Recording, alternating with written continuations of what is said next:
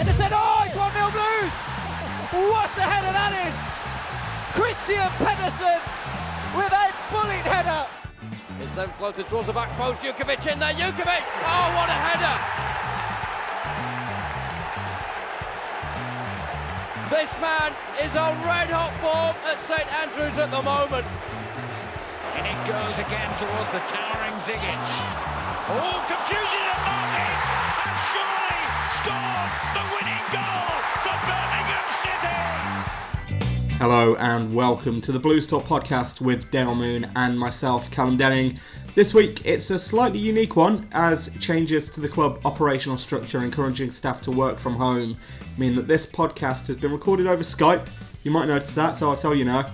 And with training suspended for players amid the COVID-19 outbreak, we're joined by goalkeeper Lee Camp to explain how the Blues squad are keeping active away from the training ground. The Blues Talk podcast with Dale Moon and Callum Denning. So, yeah, this is weird. All of us on Skype, no face-to-face contact. We're all in quarantine. How are we all? Good, thanks, Cloud. Campy, how are you doing? Yeah, I'm good, thank you, gentlemen. Very good. I'm not in quarantine. I'm just laying low, as we're told to, Cal. Socially distancing. Yeah, let's not put anything out there like I've contracted a virus or anything like that. No fake news on this podcast. Don't you worry. Don't you worry. Campy, what actually is the instruction then? Because obviously we can come at it from our point of view as staff, but from a playing point of view, when did it all sort of start kicking off a little bit? I suppose it all really started last Friday, where we had a meeting about what was happening with the weekend's fixtures, and then obviously the postponement through to April. And our sort of take as a playing staff, shall we say, like the training ground, was we continue as normal. So we was in to train for a couple of days, and then after the government announcements on Monday and on Tuesday, it changed then with the social distancing. So I think the club took the step that if we can keep everybody apart for a period of time, that's probably the best way to do it. And then, as it stands, we're due to report back to training Monday. So we haven't got any programs as yet or anything like that. I know there's stuff with other football clubs are doing stuff, but we're very much in, I would imagine, sort of like just letting it play out sort of stage before there's any major decisions made from the club in terms of shutting us down for a period of time, if that's the next step that comes from the government. So we're sort of just playing it by ear, I suppose, at the minute. Have you spoke to lads at other clubs, Campy, or do you know is this pretty much like a football-wide approach? Is everyone, all players, pretty much at home? Because I see other football clubs have sort of updated their supporters with players at home, keeping fit in the house, that sort of thing. So it seems like there's a bit of a united front when it comes to all clubs and this sort of approach. Yeah, I think some clubs have obviously had to act differently because of their personal situation. I mean, if you look at Arsenal, obviously they all had to shut down for 14 days because of the situation with the manager. I think Leicester might be different, and other clubs that have had cases or symptoms or whatever it's been. But as a football club whole, we've been pretty lucky in terms of that. To my knowledge, no one's got any symptoms, no one's been off ill. So I think it's all been different. But having spoke to a few people, I know some people shut down straight away. They were finished for 2 weeks as of Friday. The clubs took measures and just went bang. But I think with the idea that they can be recalled to training at any point. Obviously, we took the measures we took, and I think it's been very different at different places because of everyone's personal circumstances. I think everyone was, like last weekend, everyone was all very not quite sure what was happening. How bad is it? How serious is it? What's going to happen? There's so much surmising going on. I think people have just reacted and done what they feel is best for their situations. And I know there's players who have been in. Some have been shut down straight away.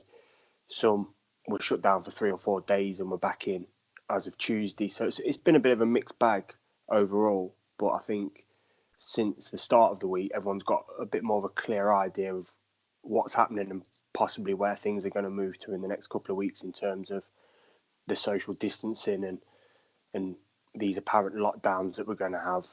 I think we're coming to a period now where things are becoming a bit clearer.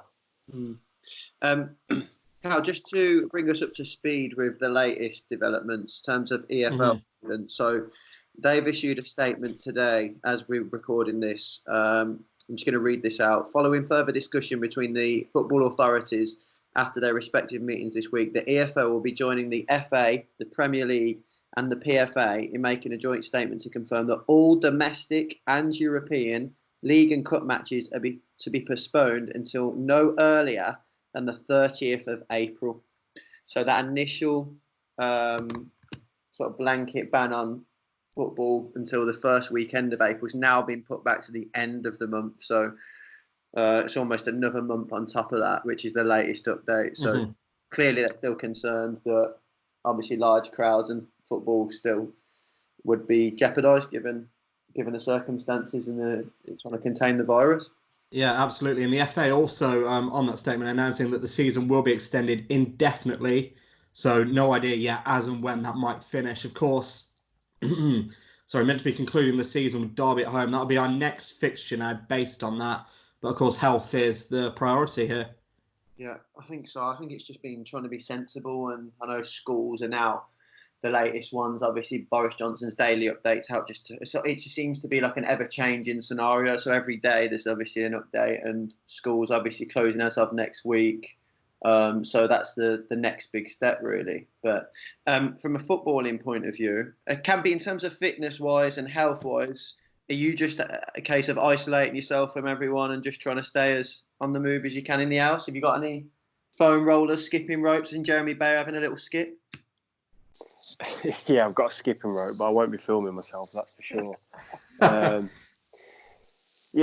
think obviously if that statement comes to fruition, then obviously the 30th of April, I suppose it makes common sense, because if the government guidelines are saying if you do have any sort of symptoms, you've got to go into self-isolation for 14 days. Anybody in your family, for example, there's a good chance that there are going to be people within football, players who have already had it, but in the near coming future that probably are going to get symptoms, or people are around you are going to get symptoms. So the chances of starting back again on the 3rd or the 4th, the weekend of that date, was always going to be probably unlikely. So I think common sense is probably prevailing there, and give yourself more breathing space and allow things to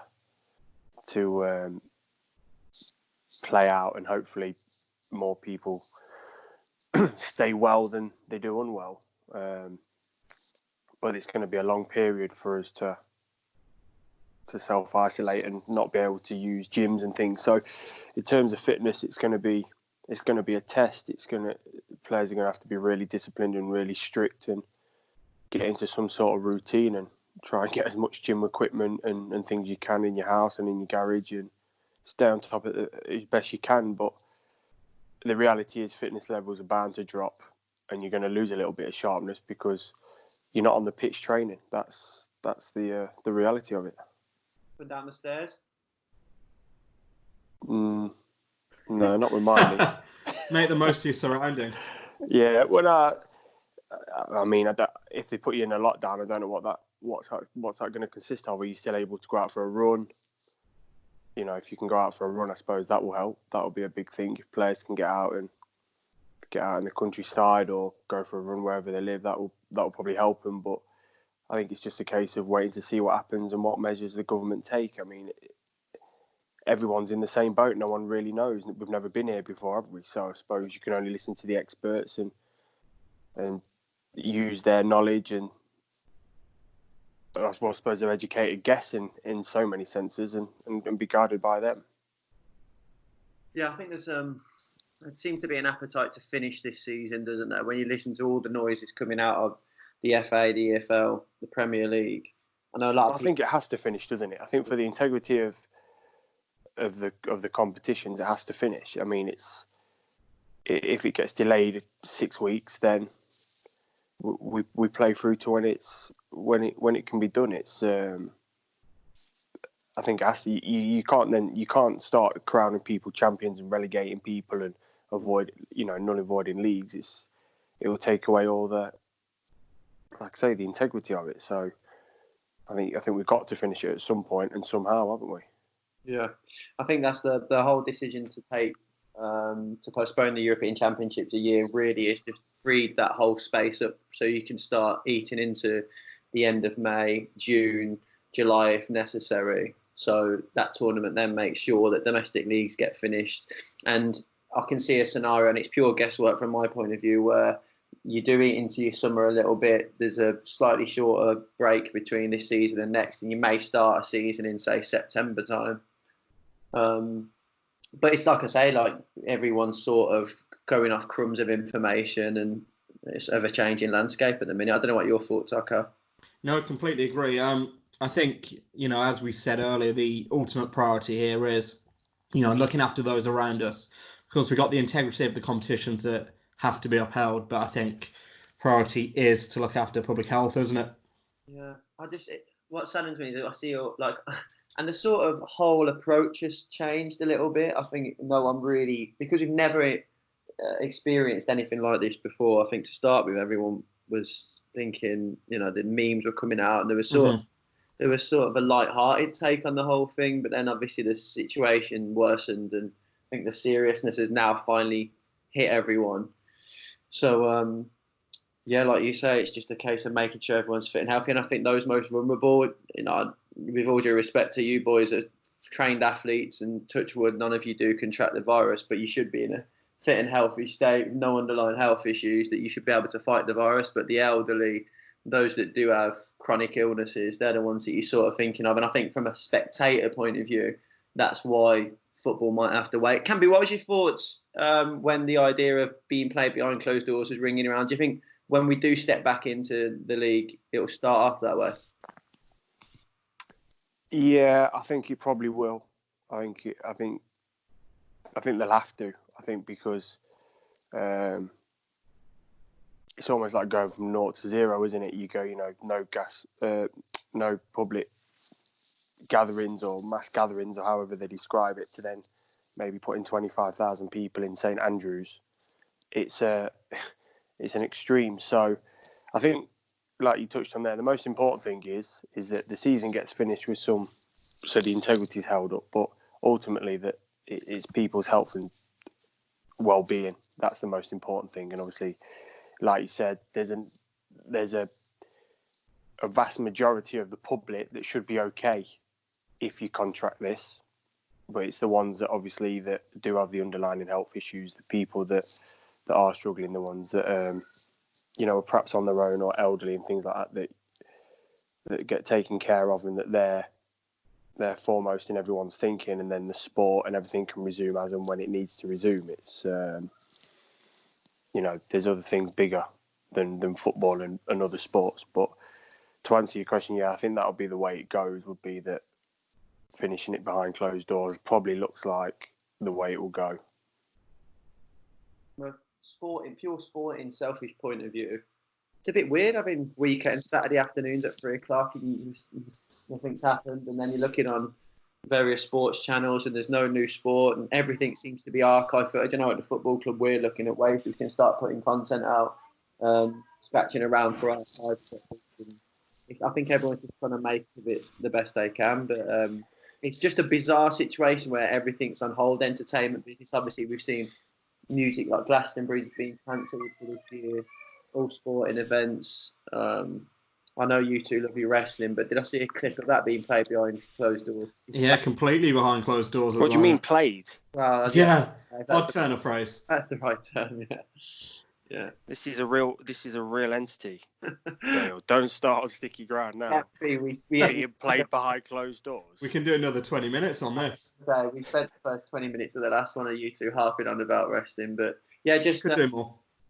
Just very bizarre. I just find it difficult to know what to do, really. Obviously, working from home at the minute, and I mean, it's different from players' point of view because you obviously need to think of physical fitness as well. Do you think if we do get the go ahead to get up and running again, it will have a big impact on momentum, on the outcome of the season? Because obviously teams will be injured players are given time to recover now, so squads should theoretically be healthier, but then you've lost that sharpness. So I'd imagine Sean Rush might have a couple of beastie sessions ready for you to go. But I'm looking a bit further down the tracks now when hopefully, touch wood, we do resume the football season.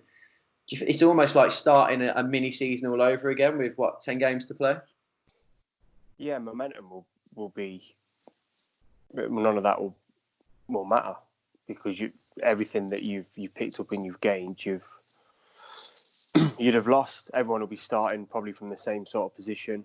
I would imagine that at some point when they have an idea that that's when it's going to resume, you're probably going to need 10 days, 2 weeks to get back into it. If we're not allowed back in the sort of facilities before that, I'm sure, as I said before, that will play out as it plays out. But yeah, the momentum and the way things are, going into the final 9 games, you sort of know whereabouts you are in the league. You kind of know what you're playing for. If you're playing for something, it's like the final push. So that to be stopped. If you're Leeds and West Brom now, Forest, them sort of teams that are in them positions where they'd be looking to kick on and try and cement that top 2 or cement themselves in the playoffs, their worry is going to be if they come back and they lose the first couple of games, where does that leave them? Then you have question marks. So physically, there's going to be a big difference. Mentally in the players, mentally in the setup of the squad, it's going to be different, because you are all starting pretty much from afresh. Like you said, it's almost like a mini league over 9 games to see what happens, although obviously we know what's happened before.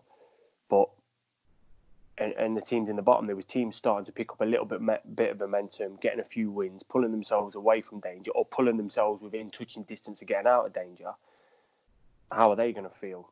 If they come back and lose the first 2 games, they're going to feel hard done by, that they've lost that momentum, and players have perhaps lost that little bit of sharpness. Or if a striker's in a good vein of form and he feels sharp and he's hitting the net and he hasn't played for two months or however long it'll be, it's like coming back from pre-season and picking up and trying to start again. So I think all that momentum, all the form, everything all goes out the window. It's almost like 9-game shootout and see what happens.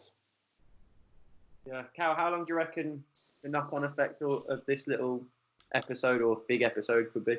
Well, I think certainly we'll feel it through to the end of next season, won't we? Of course, the gap between the end of this mini-season, like Campy was just saying there, and the start of next season, I'd imagine is going to be narrower than usual. Of course, there's only so many months in a year to then try and get a new season up and running. So I think, the knock-on effects will certainly be felt into next season. Then we head into Euro 2021. Who knows, really? Of course, these are unprecedented times. And it does, like Campy touched on there, raise questions about these relegation and promotion battles. The league could be turned upside down here. Yeah, and I'm thinking even further ahead. Isn't the 2022 World Cup a Winter World Cup as well? It is, yeah. So scheduling's going to be all over the place for this. Yeah, it feels a little bit mad. From a training grounds point of view, I was just thinking there about how early the measures are being put in place. I know the club issued a statement when the decision for the players to stop training was made. But I know from our experience of coming down to the training ground for some weeks now, it's been a case of having your temperature taken at main reception. Only obviously very necessary guests that can sign in, making sure that hand sanitizers everywhere, and I think washing your hands as well on the way in. And on the way in, making sure that wash your hands, hand sanitizer, and temperature take. I think every precaution has been made, and I'm sure that it will be a situation that's reflected across all the different football clubs in just doing their bit, just to try and limit the spread of it at the moment. But unfortunately, it means that the football season for the average punter's on hold, and you can see it. I mean, from the only sort of light-hearted take in this whole conversation is it's testing some creativity in terms of what the football clubs are having to put out at the minute, because we're seeing all sorts of different content across Twitter and Instagram. And why am I keep seeing people juggling toilet rolls? Is that the latest thing now? The stay-at-home challenge. Is that one for you, Campy? Keep your uppies with toilet roll? I won't be doing that either. And if I get nominated, Under no uncertain terms, I'll be told to do one. I see. I was expecting that to be all over our Twitter by the end of the week, so that's a bit disappointing. I thought they was in high demand. Well, that's why they're all being used for keepy uppies. Go on, Campy. Tell them. Well, I sometimes don't think people help themselves. Yeah. I just think, Anyway, So- I'm not getting into a rant about it. On the soapbox. So we've got the toilet roll challenge, and we've got the quarantine FIFA tournament in a match that's been dubbed El Campico, I saw on Twitter, Sunderland versus Blues. That's coming up as well this weekend. Yeah. Oh, fair. Yes. So this is what I mean. So I think clubs are trying to be as creative as they can in terms of still putting out content. But at the end of the day, there's only so much archive and classic games that we can try and show. So, But wouldn't it be good just to have a break from it all? And then when football comes back around, people will be hungry for it. you know what's really? I had a fantastic conversation with. He's a war veteran, a 95-year-old football supporter, and he's a local neighbour. And I went just to see he's okay to start and see if he needed anything bought in, that sort of thing. Just to give him my number, let him know that if he does need anything, we can pop out and get it in. And he was saying during the Second World War, this is sound like Uncle Albert here, but A little bit. yeah, they banned football. So apparently they stopped football with the outbreak of the war, but everyone was clamouring for their football fix and kicking off. So they were made to bring it back under certain circumstances. So that's why since the First World War that this has happened. It's unprecedented since all the way back at the Great War, rather than the Second World War. So it seems nothing will stop us from getting our football fix. It seems. Yeah, but you're going back to 1939, where there wasn't so much content out there that people could get it. Do you know what I mean? It's like there's so much stuff out there you can watch, you can find. You shouldn't be clamouring for it, should you really? Yeah. Let's touch on the wrestling, for example.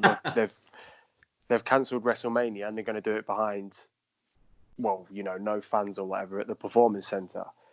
Well, there's no point getting emotional about it. If you want to watch wrestling, then you've got a whole network which has got, how many hours of wrestling is on there? More than you can count, Campy. Yeah, more that you could probably start watching it now, and then by the time all this has finally passed in life, goes back to normal, you could probably still be watching the network. So, there's plenty of stuff out there. It's we are slightly more advanced in the world than 1939, I'd like to think. Although your next door neighbour has got a very valid point. Yeah, bless him. So Campy, just to round off, in the next few days, is it, like I say, just waiting for more updates, and in your mind, it's back in on Monday? Yeah, pretty much. That's exactly it. It's just be prepared to be ready to train on Monday. Simple as that. That's as little as much information we've got, and in the meantime, obviously look after ourselves and our loved ones. That was the message we got, and then we'll find out if anything changes in the next coming days with what happens with the government. So, Cal, hopefully we can get a camera down there and try and get some footage from a distance of Fingers crossed. of the lads back in action. But all being well, we can start to get some normality back in all of our lives anyway. All right, Campy, the stage is yours here. I'm stepping away from this one. You two can have a Let's little... get into it. Wrestling behind closed doors. What do you call it? You're a closet wrestling fan. So Legion of Dude 1990, wasn't it? Your Skype name? Just be real about it. No, I went to watch WWF, as it was then called, way back when I was a kid, and I still have the program actually. Whether it was the NEC or whatever arena it was at the time.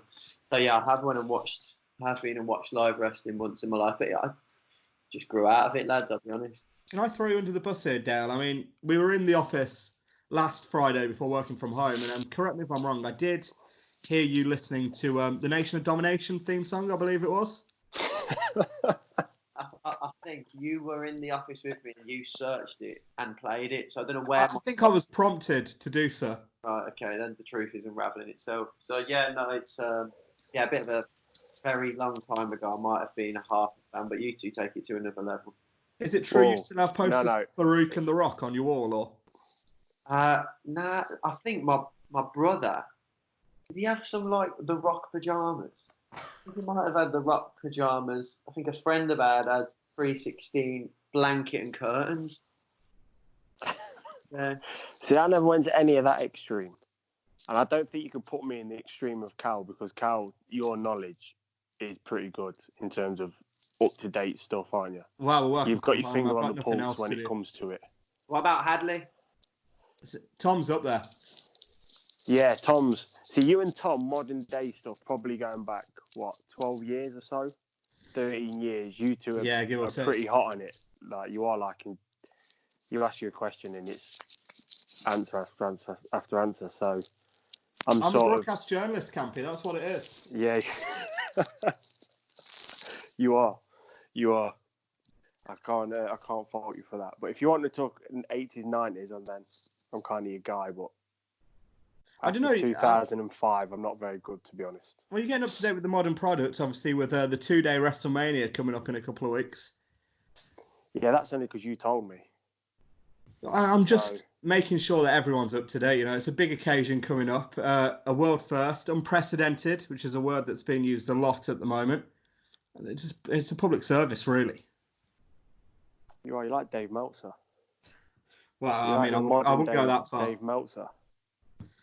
So you're giving 6, 8, 10, 12 stars now. 9.5 stars to this podcast. Dale, what match are you looking forward to at WrestleMania? I literally don't. I could not tell you what matchup there is at WrestleMania. I don't think I could name you a wrestler still out there now. Oh, you definitely could. There's a few still hanging around from your day. Yeah, no. The glory days, from my point of view, were Shawn Michaels days, where he was operating as a legend, and Legion of Doom's even a bit before then, a Nation of Domination. But yeah, I'd say Undertaker, Kane rivalry. See, Undertaker, he's got a match at WrestleMania. Yeah, it's not the same now. He's an old man. Well, there is that. Yeah, Mankind getting pins in the back of his back. Oh yeah, wow. That one. So you're like late 90s, aren't you? Yeah, I'm probably sort of early Attitude Era. Yeah. There's like 3 generations of wrestling there, because I'm sort of early 90s. You're late 90s. Then, and then Cal, you're sort of... When was you born, Cal? January 1997, so start of the Attitude Era. Yeah, so sort of coming out of the Attitude Era, early 2000... Well, what was you, about 2005 when you clicked onto it? About 2003, I was quite early. I mean, I was suckered in by Rikishi, so... Yeah, so there you go. You got 3 generations here. It's ridiculous. Yeah, I'll let you two clearly are still involved. I really could not add anything to this conversation whatsoever. I'm quite happy listening to the two of you. You're a liar. I'm quite happily listening. You're desperate to get involved with this conversation. You just don't want people to know that you're a closet wrestling fan. No, I can't. That's all it is. I can't add anything now. Don't you have a Rey Mysterio mask, Dale? I don't know who that is. Oh, come on. Come on, let's not pretend. Don't know who that is, mate. Sorry. So you're telling me, Dale, that you wouldn't sit there with the games, like, I don't know, how many years are we talking? Not too long ago. Video games on the go, WWE SmackDown. Yeah, you had SmackDown. Yeah, I did have SmackDown. You do the what would flash up when you press R1, L1 with the signature move in certain situations? You know, like if you were playing The Rock and you were against Stone Cold, and he was in the middle of the canvas on the floor, and then when you obviously walked by his head, it'd flash up that you could do the people's elbow. So I forgot what it's called. It's like a signature move. Yeah, the finisher. Yeah, but as I say, I'll grow out of it pretty quickly. I'm not having it. Dale, I'm just not having this, mate. Listen. You just keep remembering yourself, I've grown out of it. Come on, mate. You're layering the cake thicker and thicker every time you speak. No, I like I say, I can't tell you any of the more modern day stuff, and my wrestling interest came to an end probably when the millennium did. Listen, I think this is what the podcast is going to be during this kind of lockdown period. It's just going to have to be a wrestling update. You three, on a serious note, whether we use this or not, you three could have, with your mixed knowledge, the three of you could launch a wrestling podcast. Listen, I mean, discussions have been held. Mate, I was going to do a podcast going back to like 2013, but I just never got the chance, just never got the time and found somebody to do it with, because I can't do all the computer stuff. Yeah, that's where Cal steps in. Yeah, that's my expertise. I had ideas before all these podcasts started, and I missed the boat massively. And now every Tom, Dick, and Callum's got a podcast, haven't they? So, well, listen, we've got the technical know-how. Just need to find a way of putting it out. And finding someone that'll be ready to listen to it. Oh, there's thousands of those, Dale. Don't you worry. listen, mate, you know that I bring ratings. You told me that before. Most downloads on the podcast. That's why you brought me back for a second time. So. You know what, Cal knows, I don't know the numbers. Cal sees that side of things. I can confirm most downloads on Spotify was our League Camp in the middle of our goal edition last April. So you know what? The numbers are there. You know what, Campy? I think from a supporter's point of view, you don't get to know you. You're a bit of an enigma. They can't work you out. The hair, the time wasting, the antics. I think they think you're. I think there's a bit of psycho in there, and they're not too. And it's quite unraveling. It's quite revealing for them to click on that podcast just to see the truth. 20 minutes of wrestling. They'll never know. Yeah. Because see, I reckon you're a warmer guy than you let on. Well, maybe somewhere. No, I agree with you. There is. I just don't really want to be standing in front of a camera and being asked questions. You know what I mean? I just think there's other people that are better to do it and are more interesting. Well, actually, you are quite good in that. I don't remember an instance where I've asked you to do press and you said no. You have always helped us out, so we are grateful. No, I always do my bit. It's I'm just jesting with you. I'm not like that. It's just sometimes you can get burnt, and I think sometimes it's better not to say anything. And I'm just a bit old school with things like that. Because when a lot of it goes back to when I was at Forest, when I was playing there. Billy Davis would always, I'd always be up to do the press because he trusted me to say the right thing at the right time and all that. And it just gets a bit tedious. And then, you kind of end up repeating yourself and having to say the same thing. And you have to toe a line, don't you? And I think people respect that. I think the fans respect that. And I think sometimes when you're always doing it, from a player's point of view, you have to do it. It's no problem. Don't mind doing it, but you kind of get bored of doing it, and I think people get bored of hearing you. So I think sometimes when you step in and say stuff and step out, I think it keeps it fresher and a bit more interesting. And again, it goes back to I think there's so much content, and I know you guys have a difficult job because you're always feeding the Twitter and all these sort of things. But if it's the same people, you always want fresh content, don't you? So. And I think there's some interesting characters in our change room that are worth listening to more than me. I think that's the joy of the podcast, though, isn't it? It's just unfiltered. You can say what you want. It's just kind of an informal chat. Yeah, this platform's a lot better to do that. Even say with Jake Clark-Salter is quite a reserved lad. And Campy, you might have a different, obviously, insight being in the dressing room with him. But from our point of view, very focused, like laser-like focus, very ambitious young lad, quite quiet to that outward world, but when we get him on the podcast, they're the sorts of environments that could suit someone like that, who they're not talking just about the last result where we've lost a game or won a game or previewing what's coming up, but you can just amble into sort of areas where you get to know the person rather than just see him for 90 minutes on a Saturday afternoon. Yeah, I think it's a comfortable environment. I think it's an environment that you can be yourself in a bit more, and you can say a little bit more what you think, because there's nothing worse having been beat. Might have had a bad game yourself, might be a referee's decision, you could be a bit emotional, heat of the moment. Then you within 10, 15 minutes, 20 minutes, you're having to do the press and you're trying to say the right thing. And sometimes you don't quite know what to say because you haven't processed it in your mind. You haven't seen something back. You've not got someone's perspective on something. You haven't heard what he said about that, why that decision. Do you know what I mean? So you're going into it a little bit blind in some sense that you started to give, which you can only do because you can only react to what you know at the time. But I think when you come in this podcast, like, so if you ask me about maybe my opinion on a game or a decision is perhaps different now than perhaps what it was at the time because you're more educated on what's gone on. So I think after games, I think That's why players are very conscious to toe the line, because they haven't really got all the answers, and there's so many different things that have gone on. The adrenaline's still pumping, etc. So I think in this environment, it makes for a more comfortable environment where people can be themselves and express their opinion a bit more, and probably give more views on things, where coming from a place of a bit more education, if that makes sense. Yeah, I enjoy doing them. It's just trying to unearth the story, really, and the stuff that people don't know about our players. Because, like you say, there's some good lads in there, and that's our job to try to shine a light on them a bit more. Get that little peer behind the curtain. Have you had Christian on the? Yeah, that was that was very out there.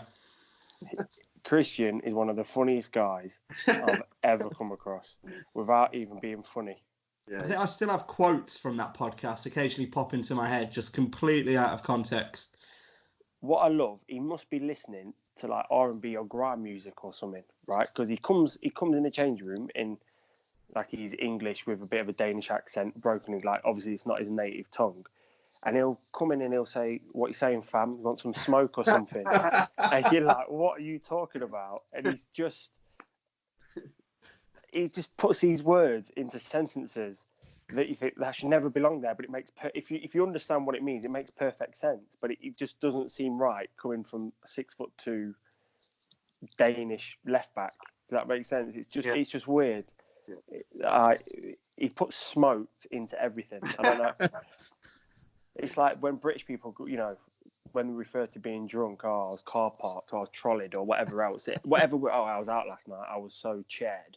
You mean he was obviously drunk. He puts that. It's the same for him. He just puts smoke or smoked into every sentence or everything, and it makes perfect sense. I don't know how, and I don't know why, but he's a pioneer of the English language, I think, is the only conclusion we can come to. He constantly tickles me all the time. He just looks at me and he'll say something, and it's like a laugh a minute. I don't know. He's just out there. Well, I think we had the conversation as to where his sporting background came from, and we had the revelation that his mum was a cage fighter. Was it, Dale, initially? Yeah, but I don't know how much truth there is in it, because you have to take whatever he says with a pinch of salt. Well, yeah, he's a Danish. He told us that he was a Danish table tennis champion, and he's got a massive trophy at home. So, but I can buy that, actually. But I could buy him being a cage fighter. Yeah, I could. Because he could probably say it to you so innocently, and you'd be like, "Oh, what are you on about?" And he'd be offended that like you don't believe him. He'd be like a little puppy with his little puppy dog eyes, like, "Oh, you don't believe me? Why do you think I'm a liar?" Yeah. I don't doubt anything that ever comes out of his mouth. Kieran Marabti got hold of the word mucker. That's all I hear. Oh yeah. Hey mucker. That's all he ever say. Hey mucker. What about mucker? He's no, we've got a good group of lads. That are the glue, really. They're the glue of the Campy, changing room. Your career at the clubs you've been at, who's the Christian Pedersens of the world that you've encountered? Oh wow, where do I start? What other players are out there? Who's out there? Wait, Stephen Bywater. Right. I had a year at Derby with Stephen Bywater. Although I went out on loan a little bit, so I wasn't with him for an entire year, but the time I spent, it felt like a year. An amazing guy, great human being, just not from this planet. Just something not from this planet. Goalkeepers. Just the stories that you can't even put out on this platform of Stephen Bywater are just personal stories that will go to the grave with me. They are just incredible. What a guy! He'd probably top Christian. I think. Really? I think he'd top Christian for wackiness. But I think Christian's a one-off. I really do. I think in terms of like the way he is, he's just. Do you think football needs him though, Campy? Yes. So you hear about these characters going back years and years of all the things and the ribs in the changing rooms and what people used to get up to and things like that. And I think I probably came into the game as that was sort of dying out, because sort of my age when I left school was when apprenticeships started to change, when the whole academy system come in and you weren't really cleaning boots, and you weren't doing the old-fashioned jobs that they used to do, you know, like all the kit and things like that. Things had changed, or it was starting to change, I should say. Like the jobs that the apprentices had to do were being filtered out, where now they obviously basically don't do anything. We were sort of maybe like semi-retirement at the time. We still had jobs to do, but we didn't have to do them all, kind of thing. And I think that was where a lot of the characters were built, was in them youth teams, and in having to do them jobs and having to do some pretty awful jobs, really, like as a 15, 16, 17-year-old, them sort of jobs he had to do, and getting battered for it, and all the initiations and all that used to go on. I think that was probably the breeding ground for where you either, you know, you sank or you swam, and characters come out of that. And I think because that's now gone, you do have a different type of apprentice and that coming through, where they don't have that hardship as much, or they don't have them initiations and things like that form your character. So I sort of missed them. And then like a lot of the older pros, when I was coming in, were they were probably sort of a generation behind the ones that had finished. So I never really got to see all that. So there's not the characters in the game. You do come across them, but I don't think there is as many as there used to be. But yeah, Christian's a one-off. He is special. Yeah, good. God, everyone tells me God has calmed down. I think back in the day when he was still playing, he was an absolute maniac to. Well, there was a great story last year. I don't know if this can go out, but when we played Swansea away last year, we went down on the Monday, and we played on a Tuesday night or a Wednesday night. Went down on the anyway. It was down the night before for a midweek for a night game. So in the morning, we do like an activation session, so everyone's out of the beds, have the breakfast, get together, loosen up and whatever. So we ended up in the pool. So we're all in the pool we're around the pool waiting to start, and we're staying at the Marriott. So it wasn't a big pool; it was just your typical hotel pool with like one attendant who basically ran the gym, looked after the pool, all that sort of stuff. Anyway, he started talking to guards, and he had like a Brummie accent, and he said, "Oh, I'm from Solihull." So guards was like, "Oh, right, okay, yeah. Well, what, are you a Blues fan or something?" He went, "No, I'm a Villa fan." Oh no! Oh no! Right. So guards picked him, right, and hurled him in the pool. And this bloke ended up diving, like he's just thrown him in the pool in his work gear and a lot. So we're like, oh. So we're all looking around. We're on the other side of the pool at this point, not really paying much attention. You just see this bloke hurling through like the air into the pool. You're thinking, what's going on here? Garns is laughing. Gary's obviously laughing his head off because he obviously knows what his brother's like. Half the lads are like, what's just happened? Half are laughing. This poor geezer's got his tracky bottoms on, his t-shirt, his trainers, the full shebang. He's scrambling for his life to get out of the pool. It's like someone out of a Carry On movie. It's unbelievable. So we're like, Garns, what are you doing? He went, the Villa fan. Started giving us some sticks. So I'm not having that. I said, you're going in there, mate. So he did. So that was it. So anyway, we come out of the pool. We don't think any more of it. The guy gets out of it. He's like, we're like, you're all right, mate. He's like, oh, yeah, I can't wait to tell my mates about this. Craig Garner's just thrown me in the pool with all my gear on. He's on cloud nine. He thinks it's the best thing that's ever happened to him in his life. He's thinking this is crazy. Anyway, so we come out of we do our bits. We come out of the pool, go back into reception. This geezer's standing at the front desk, dripping wet. There's a pool of water around him. He's trying to ring somebody to bring him more clothes down because he hasn't got any more clothes. Garns has to go and buy him a new pager or a new beeper because he's got his work beeper or something in his pocket, which had gone, or I don't know what it was. Anyway, Garns had to buy him a new thing because he's like, it's broken the pool. So, and that was him calmed down apparently. So, yeah. Heaven forbid what he was like when he was, when he was lively, shall we say? But I think his role now as a coach, I think he has to behave. Yeah, but I've heard that about Garns. I've heard there's some good stories about him. Yeah, you can see that he's still got that little menacing glimmer in his I'll eyes. still get a bit at the training ground. Yeah, Oh, he's always up to something. Yeah, He's always up to something. The Blues Talk Podcast. Well, that's all for this week. Hopefully we should have plenty more video content to bring you during this unprecedented league suspension. And of course, we'll try and check in with the players on this very platform. But for now, from Dale and myself, thanks for listening to the Blues Talk Podcast. The Blues Talk Podcast with Dale Moon and Callum Denning.